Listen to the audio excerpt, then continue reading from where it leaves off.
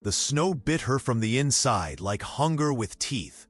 Águeda Rojas had nothing in her stomach but an old swallow of carbolic syrup. And even so, the smell of hot blood dragged her through the pines, whipped by the wind, to the fallen horse and the man half buried under the crust. He had a red blanket pressed to the wound in his side, a beard crusted with frost, and a silver watch frozen against his chest. Its hand pointed to a crooked hour.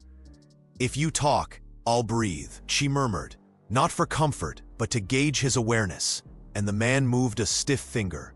"Raphael," he said, without opening his eyes. Águeda probed the flesh, found the lead. The bullet had gone in low and come out badly. Her hand shook, not from fear, but from lack of bread. "Don't you die here," she growled, grabbed the dead horse's cinch strap and dragged the wounded man to the logger shack that tasted of old smoke downstream along the creek. The roof was a drum the blizzard kept beating. Inside, it smelled of rancid grease and fox urine. She lit a fire, heated water in a tin, washed with the deliberate care of war. "There isn't enough chloroform for you to complain," she warned. He opened his eyes just enough to see her shadow against the fire. "Do it," he said, and clenched his teeth on the belt buckle.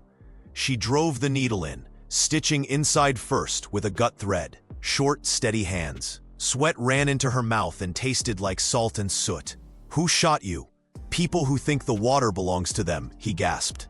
"The snow. They probably think that belongs to them too," she answered, drying the edge of the wound with a rag torn from a stained map. Good paper pressed into service as a bandage. He looked at her, curious in the middle of all that pain. "What's your name?" "Águeda.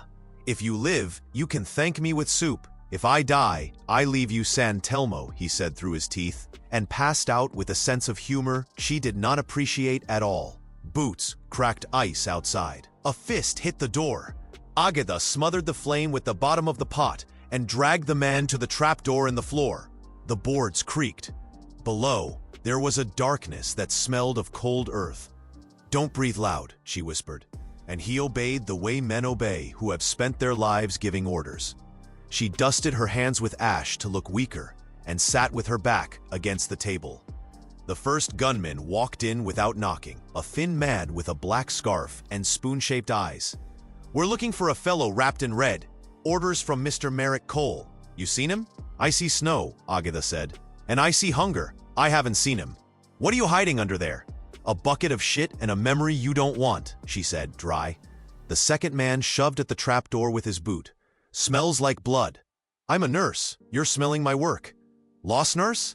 "Hungry nurse. Difference is just the pace." The thin one let his gaze wander over the red blanket tossed near the fire. "Nice color for a dead man." "It's mine. When I bleed, it matches," she said, holding his stare until the man gave a disgusted little smile. "Merrick pays for news. Merrick pays better for corpses. Bring him one and we'll talk rates."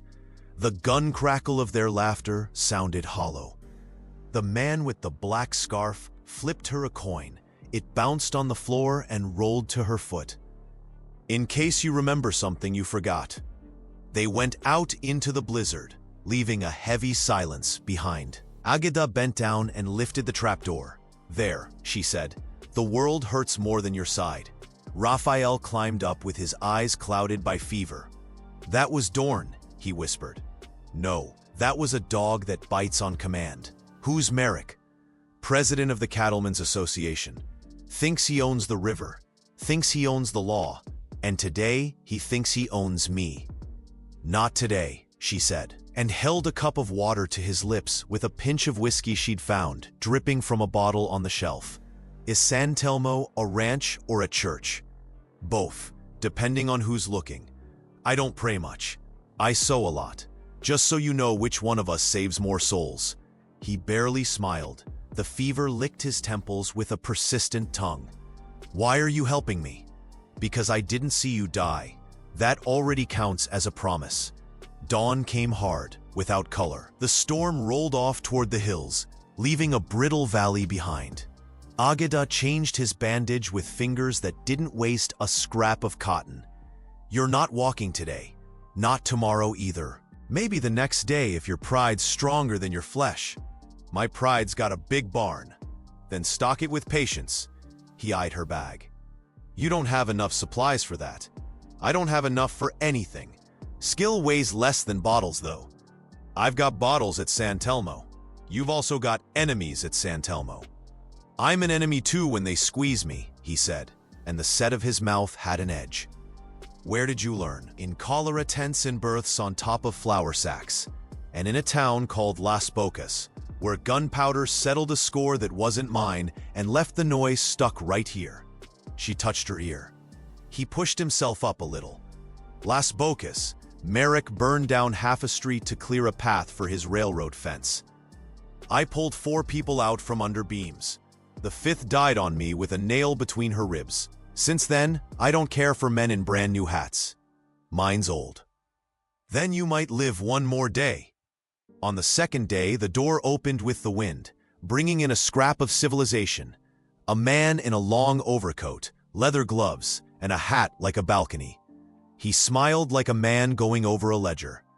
Miss Rojas, he said, and her name sounded filthy in his mouth. She stiffened her back. We don't have any business. We will. I'm Merrick Cole. Word is you picked up an injured gentleman with bad friends. I want to see him, and I want to take him so he can receive proper care. If you want to take somebody, take the fever. It's more impressive. Merrick walked around the shack without touching a thing. His eyes counted nails, saw the red blanket, measured the bucket, the stove, the floor. He stopped over the trapdoor. Sits deep, like a fresh grave, like a pantry. You smell like carbolic and stubbornness. I like professionals. Give me the man, and I'll pay you enough that you'll never be hungry again. I'm not a dog you toss a bone to. You're human. We all go down the same ramp. He looked her full in the face, closer now. You had trouble in Las Bocas. You signed off on missing death certificates, improvised a hospital in the chapel.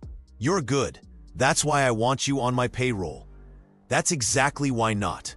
Rojas, the papers, the maps, the seals, all of that belongs to me by contract with the territory.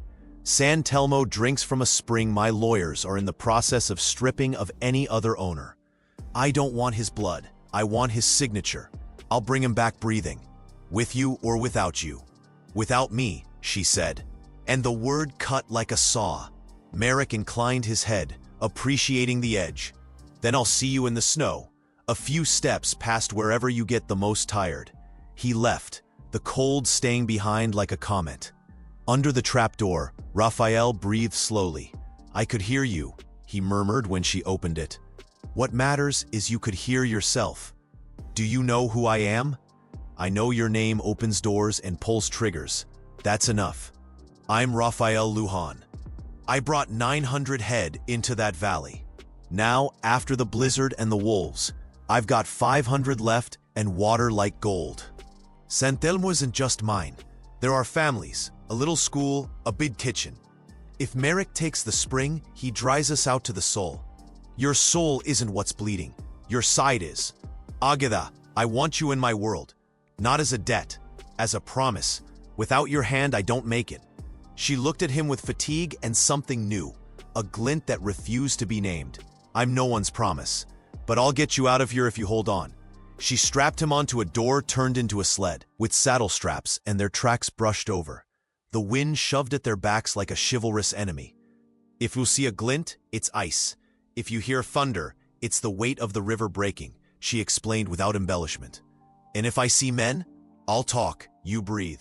They crossed the frozen creek to the sound of cracks like bones. They passed between leafless aspens. A wolf followed at a distance, shadow on shadow. Raphael shivered, but not from cold. Tell me something that doesn't sound like goodbye. I've got a spoon.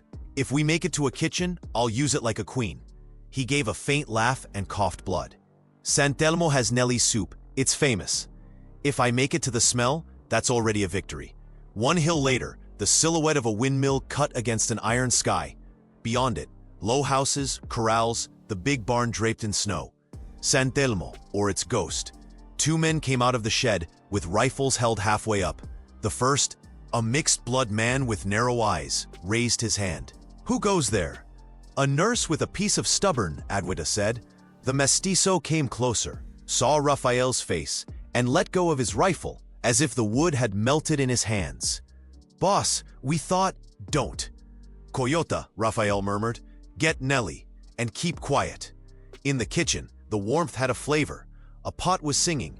A sturdy, round woman with sure hands looked Agueda up and down, like she was checking calibers. I'm Nelly, and you've brought both the miracle and the problem. In that order, Agueda said, leaving the sled by the bench. I need boiled water, clean cloths, light and quiet, and some bread that wouldn't kill anybody. Nelly put a thick slice in front of her without another question. Agueda ate standing up, chewing fast, her eyes on Raphael's skin as it yellowed. Coyota shut the shutters. Merrick's men are circling, he said. Where's Hattie? Raphael asked, not in a boss's voice, but in a brother's. Nelly lowered her gaze. They took her, at dawn. With Eli. Said it was custody until you signed. The silver watch in Raphael's pocket seemed like a strange heart. There is no signature. Then there's no sister, Coyota said, hard. Shut up, Raphael muttered, but the pain folded him over. Agueda straightened him firmly. There'll be a sister, she said, with no certainty but a steady pulse. What exactly does Merrick want? A paper with our spring on it. It's in my vest, Raphael murmured. Agueda looked at the wad of cloth she'd used as a bandage. The map was torn, stained, missing a corner, the territorial seal barely visible under the brown of blood. I tore it up so you'd live, she admitted. Then you chose right, he said, without reproach. Even so, now his lawyer will say it's invalid, or that it only counts for him if I sign. Your signature doesn't cure little girls or cook soup, she answered. This gets done another way. How? With evidence they don't own. I've got Doc Mercer's notebook, with notes on water usage, names, dates, doses for the cattle, irrigation turns. If the judge sees continuous, communal use, Merrick can't privatize it without a long fight. Nelly pressed her lips together. Doc died 3 months ago. I signed his last pages. I learned his handwriting out of necessity. I can swear in his name to what I saw on his table. Raphael looked at her as if he were watching a spring open. And why would you do that? Because I'm tired of other people's fires. You're putting yourself right in their sights, Coyota said. I always have been. The first rescue attempt came that night, dry as a gunshot. 2 men with Cattlemen's Association armbands tried to come in through the corral, sure of their badges and other people's fear. Agueda went out into the yard with a lamp and her stethoscope hanging from her neck like an amulet. What are you doing? We're here for Lujan. Orders from Mr. Cole. Orders from Ms. Rojas, she said, pointing at herself with irony. He's in surgery. Move him and he bleeds inside. You want to watch him die in your boots? He'll stain them. I'm not afraid of blood, the older one said. Me neither. But today, it's mine. Come back when it isn't. Who do you think you are? The one who listens to the heartbeat that can buy or spoil your next harvest. You know how to cook soup for a town? I do. You know how to stitch a vein while your hands are shaking? The man swallowed. The younger one looked at the lamp, the thread, the cracked hands. We'll be back with papers. Bring toilet paper. You'll need that more. The 2 of them backed away, muttering. Coyota looked at her with something like respect. That tongue cuts too. Cuts less than the bone saw. Toward dawn, Agueda stepped into the room where Raphael lay resting with his eyes open. The candlelight traced the new scar like a route on a map. You won't sleep right until she's back, she said. I won't sleep right even if she comes back, he answered, honest. Why don't you run? You could. You've left enough world behind you. Because if I run, I'll be running forever. And if you fight, then I fight until I don't know who I am. Already did that in Las Bocas. Didn't like it. Then do what's yours. What only you can do. You don't have to kill. You have to prove. Where's the notebook? In my bag. And what does Santelmo owe you for doing all this? Nothing. That's why I can. He took a deep breath, pain and relief fighting it out on his face. I offered you my world like a man offering a roof. That wasn't enough. I'm offering it now like a man offering jurisdiction. I don't know those words. That you're in charge. That you turn it into something that doesn't depend on me. That sounds more like what I eat. The day of the exchange arrived dressed in white. Merrick sent a note with seal and courtesy. At dusk, in the settler's chapel. Your paper for your sister and the boy. No guns in sight. Nellie prepared potions like she baked bread. What are you going to do? Coyote asked. I'll go with this. Agatha lifted the notebook, the lamp, and a bottle of chloroform. And if they shoot, my trade makes people less likely to shoot inside a chapel. Not in this territory, Nellie muttered. Then they'll confess with lead. Raphael tried to stand, stubborn as an ox. I'm going with you. Your wound opens if you breathe too hard. If you bleed in front of him, his paperwork will weigh more than your name. I want you alive when you get to the judge. I'm not leaving you alone. You're not leaving me a choice. You'll come, but behind me with Coyote. And if lightning strikes, you keep it off me. I don't promise to obey, he said, a boy for a second. I don't promise to forgive you if you don't.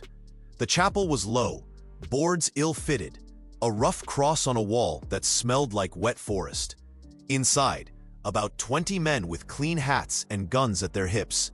In the center, Hattie, thin and wide-eyed, holding her fear without crying it, and Eli, the stable boy, hands tied in front of him. Merrick, elegant as a dance judge, greeted them with a smile that never reached his eyes. Welcome to civilization, Miss Rojas. I brought it in a bottle, she said, raising the chloroform. And I brought the law, and she held up the notebook. Merrick clicked his tongue.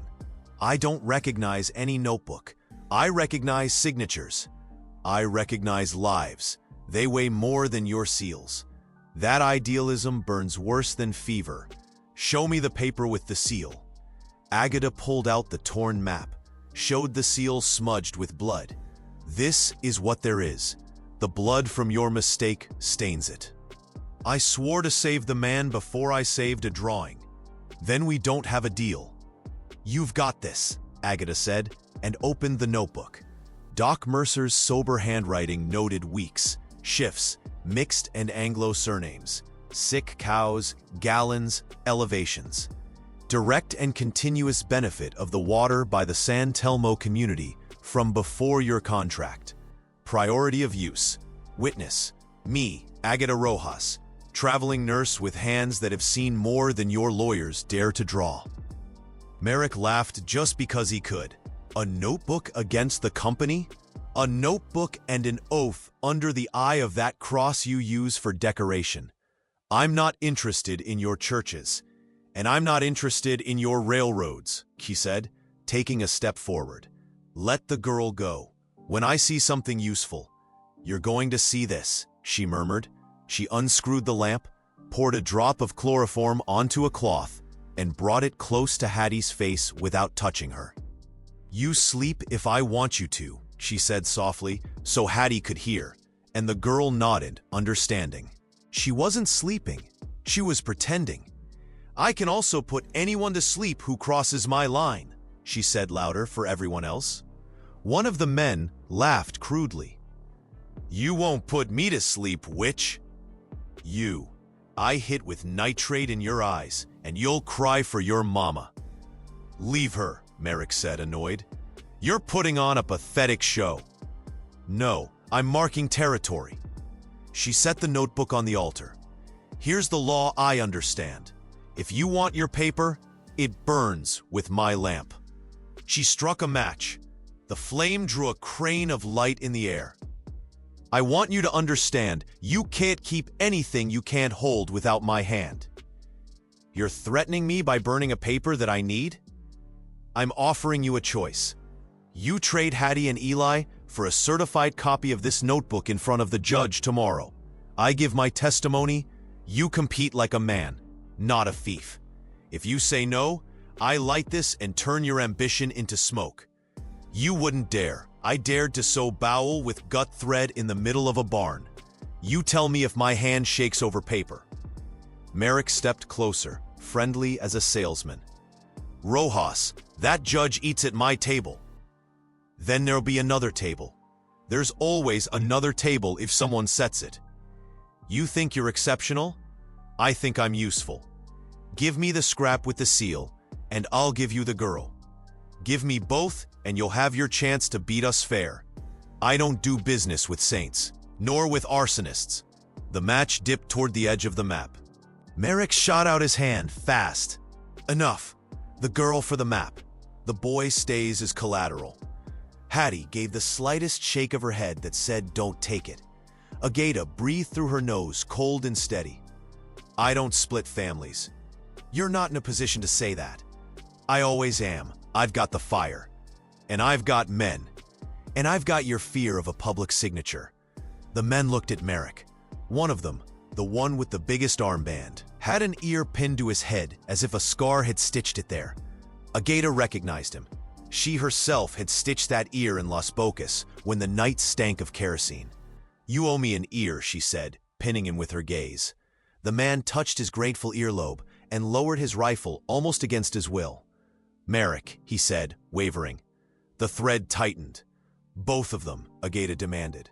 Silence loaded itself with gunpowder. Merrick leaned toward her with a half smile and a silver knife no one had seen come out. "Keep your fire," he whispered close, and tried to shove her wrist away. She twisted, the match grazed the edge of the map, the flame licking at the paper hungrily. "No," Hattie cried, acting out her swoon. She collapsed to the floor with a thud that distracted everyone. In that heartbeat, Coyote shattered the window. Raphael came in behind him, slick with sweat, and the rifles pointed everywhere but at the word reason. "Nobody shoots!" Agata shouted, and her voice filled the chapel with the authority of an operating room. "The first one who does makes me a widow before I even marry my trade." Merrick turned to Raphael like he was getting back to his original business. "Lujan, sign and it's over." "It's over when she says it is," Raphael said, pale and standing on pure grit. "This isn't my war anymore." Merrick weighed the wound, weighed the tremor in the man's legs. "You can't even hold yourself up. That's your hero, Rojas? My hero is the one who's breathing and not lying. Your hero is bleeding." "I sew. Then sew this," Merrick said and lunged. He didn't shoot. He yanked his pistol free like he was drawing a tool, and in the same motion, Agueda swung up the bone saw she carried like a rosary with teeth. The collision was clumsy and fierce. The saw bit into the back of Merrick's hand. The pistol clattered onto a pew. A shot went into the ceiling, and splinters of light fell like rain. One man fired by accident. Coyote took him down with an elbow and a headbutt. Hattie, suddenly fully awake, dragged Eli toward the altar. Raphael took one step and then another, biting down on the pain until he was standing between Agueda and Merrick. "Enough," he said, his voice rough and deep. Merrick made another grab for the map, burning at one corner. Agueda stomped it with her boot and pinched out the flame with her fingers without a cry. "See?" she murmured in her enemy's face. "I'm the only one who can hold the paper and the man at the same time." Merrick, who didn't know how to lose, went hunting for his knife again. Nellie, who had slipped in as quietly as bread rising, flung a pot of boiling water over his wrist. The man's scream sounded like a wounded elk. "It's over," Agueda said, and held the chloroform under Merrick's nose as if she were giving a blessing. "Sleep and think about another line of work." He dropped like lead, heavy. His men lowered their weapons with the confusion of people who'd just lost their captain and their excuse at the same time. "Get out," Agueda ordered, her voice clear. "Nobody dies here today." One by one, defeated by a strange shame, the men took off their hats and shuffled out, staring at the floor. Outside, the night smelled of wet wood. Hattie hugged Raphael with the ferocity of a sister who'd learned to pray late. Eli clung to Coyote's belt like it was a log. Nellie laid a hand on Agueda's shoulder. "I've got bread." "Bring bread," Agueda said, with a smile that reached her eyes for the first time in days. Raphael looked at her with a new kind of pride. "I didn't settle this for money," he said, mostly to himself. "No, you settled it by staying on your feet while the paper burned," she answered. You settled it because you let yourself be led. He laughed, and the trembling eased. I promised you a world. I don't want a world of promises. I want a world of shifts and clean ditches. Then run, Santelmo. I didn't come here to be in charge. You came to heal. Take charge so you can heal, Nellie said, with the mouth of someone who knows kitchens and men. I'll watch the stoves. Coyote watches the fences. You watch the water, she added calmly. And he learns. Raphael nodded with a humility that suited him. Tomorrow we go to the judge, Agatha said. Merrick will swear it was all a misunderstanding. Whatever. I'll bring the notebook. You bring your wound closed and clean. I'll say names, dates, gallons. If you walk in with a gun, you dirty my case. You walk in with your hat in your hand. That's how it'll be, Raphael said. And if the judge eats at his table, he'll eat at ours if we fill his plate, Nellie said, practical. I'll bring bread. I'll bring children, Hattie said, so he can see who he's signing for. Eli raised his hand like he was in school. And me? You're coming with me, Agatha said. You'll carry the notebook like it's a newborn. The judge turned out to be less bought than they'd feared, and more cowardly than they'd hoped. He listened to the parade of names with the frown of a man doing math, and yet, when Agatha explained the irrigation system, the rotation of nights and dawns, the vaccines for the cattle alongside the cleanings of the canal, he started to see a map not drawn in ink, but in labor. And Dr. Mercer's signature? He asked, with procedural suspicion. He died. I wrote what he dictated. These hands held his head when he couldn't. If I lie, my calling abandons me. That isn't law, the clerk muttered. It's harsher, she shot back. Merrick, wrist-bandaged and wearing a borrowed costume of gentlemanliness, tried to interrupt with lawyer's Latin. Raphael didn't look at him. He didn't say a word until the end, when the judge, cornered by the weight of the community present and by the press that smelled a story, granted a larger hearing and issued a temporary order. The water would remain under a community board until a final decision. This isn't over, Merrick muttered on the way out, pure hatred. Nothing ends with a single shot, Agatha said, not moving aside. But today we eat. The days that followed had no glory, only work. Santelmo turned into an organism obeying new rhythms. Agatha assigned shifts on chalkboards made from old planks. Hattie taught reading beside the kitchen, with soup steam in the air. Coyote kept count of cattle and men. Nellie rationed flour with a general's precision. Raphael walked to the mill for the first time, leaning on a cane Eli had carved for him. Does it hurt? The boy asked, as if each step were his own. It teaches me, Raphael said, who had stopped talking like a boss and had begun to talk like one among many. At the irrigation ditch, Agatha soaked her boots and the hem of her skirt without apology, measuring the water level with a stick. We need to raise the gate another finger, she said. If not, it won't reach Widow Salcedo's garden. The widow doesn't pay in dollars, one of the younger cowhands muttered. She pays in work, she answered without raising her voice. Whoever eats, works. And whoever works, drinks. The cowboy scratched his neck, embarrassed. Yes, ma'am. She gave him a look that was neither arrogant nor soft. Agatha, out here we're all just names. Yes, Agatha. Merrick didn't go home. He sent lawyers like flies and men like shadows. One afternoon, 2 riders stopped on the ridge, looking down at the ranch like men choosing which tooth to pull. Raphael gripped his cane until it creaked. We can ride out there, Coyote said, and remind them we still know how to shoot. Not until they shoot at us, Agatha said. Gunpowder's expensive. Reason pays better. Sometimes reason doesn't show up, he insisted, pride itching. Sometimes, she agreed. That'll be the day I let you off the leash. Not yet. Did you just call me a dog? I called you a wound on Wegs. He laughed, in spite of himself. Some nurse, some patient. The rumor came before the decree. In Cheyenne, they were talking about an amendment to the water law. The railroad's interests were squeezing like new boots. Notebooks won't be enough, Nellie warned. Peeling potatoes at the speed of a prayer. Nor bread. It'll be enough if it's written in more than one place, Agatha said, and her eyes fixed on the mill. That night, under a moon that shattered the snow like salt over coal, She climbed to the mill loft with ink and the notebook.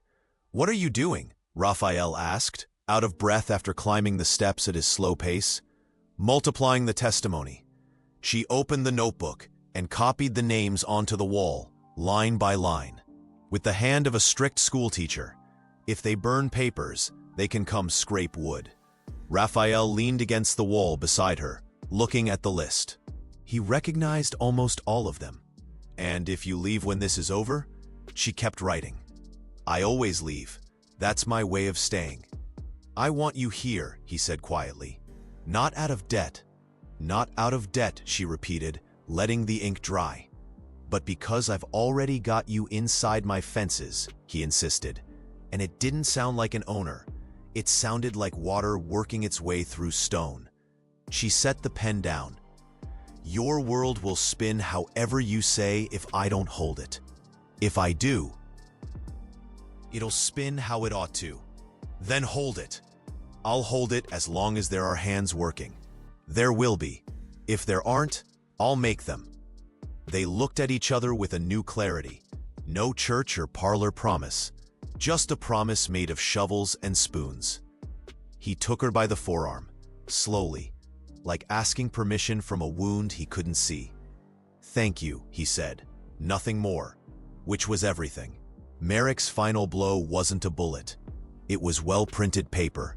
A sheriff with cold lips arrived with an order to vacate the chapel and the mill, stringing together words that sounded like someone else's victory. By authority of the territory, Nellie handed him coffee before he finished. "If you say that much with a dry mouth, you'll cut yourself," she said kindly. Agata read, Raphael listened, people gathered. "We've got 3 days to hand over the facilities," she summed up.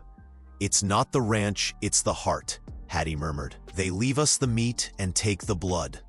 "Not if it beats somewhere else," Agata said.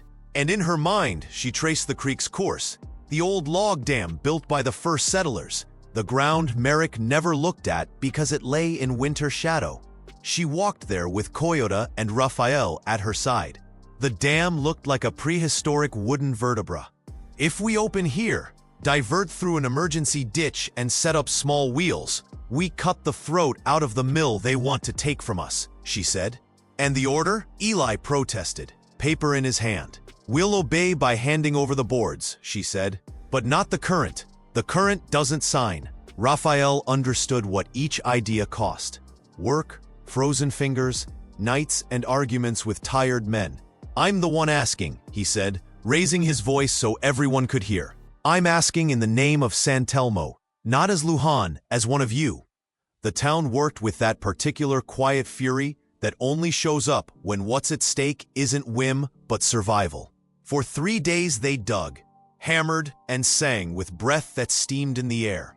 Merrick, confident in his order, showed up on the 4th day with the sheriff and a smile.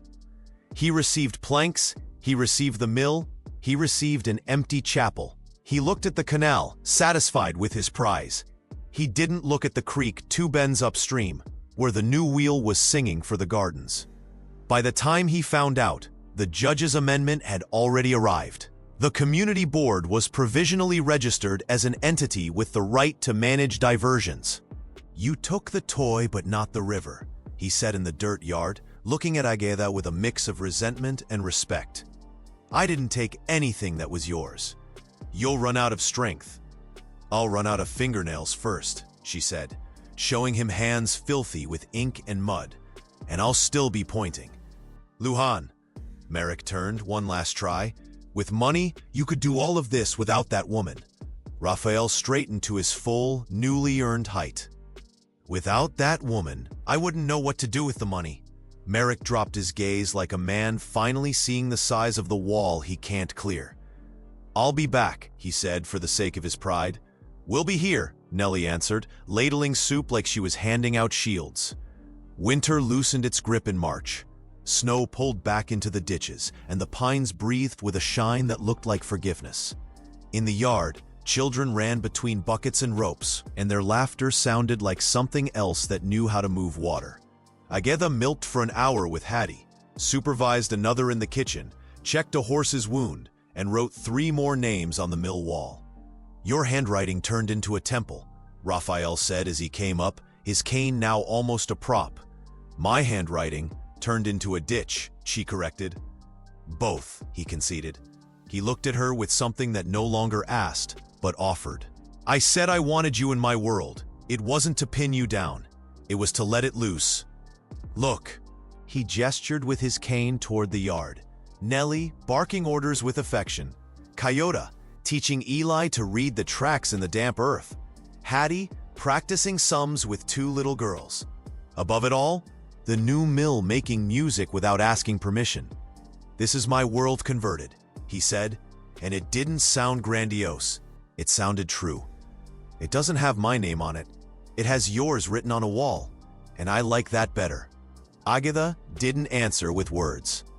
She plunged her hands into the trough, let the water run over her wrists, and breathed. Close your eyes, he said, and when she obeyed, he hung the silver watch around her neck. The chain was warm. It keeps good time when there's no storm, he explained, and when there is, it reminds you there's still an hour. Watches don't heal, she said with a smile that disarmed him, but they give shifts, and we live on shifts, he admitted. Are you staying? I don't know how to stay the way everybody means it, she said. My way is always arriving, as if I were leaving, and all the same, being here. That's enough for us. He didn't try to kiss her in front of anyone. He took her hand for a second, squeezed, and let go. A clean gesture. Tomorrow we'll go to Cheyenne, she said. We'll bring the notebook, the copy on the wall, and Nellie with bread. We'll ask for what we're already doing. We'll do what we ask for, he said, with that new way of talking that had stuck to him. And when men in new hats come back, we'll serve them soup. And if they want lead, they can season it somewhere.